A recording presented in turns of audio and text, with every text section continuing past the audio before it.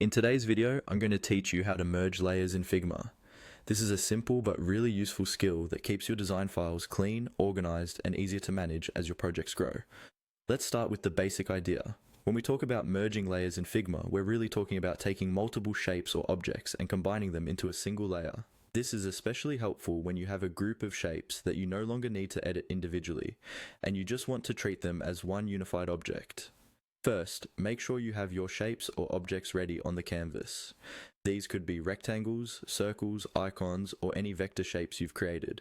To merge them, you'll want to select all the shapes you plan to combine. The easiest way to do this is to click and drag anywhere on the canvas to create a selection box that covers both shapes at once. As you drag, you'll see a blue outline showing the selection area. When you release your mouse, Figma will select every layer that falls within that box. Take a moment to confirm that the correct shapes are selected.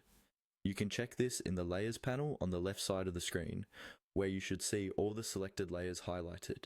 If you accidentally selected too much, just click on the empty canvas to deselect and try again.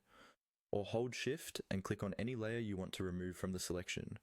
Once you're happy with your selection, move your cursor over one of the selected shapes and right-click. This opens a context menu with a list of options related to your selection. From this menu, look for the option labeled Flatten. In Figma, flattening is the action that merges selected vector shapes into a single vector layer. Click on Flatten.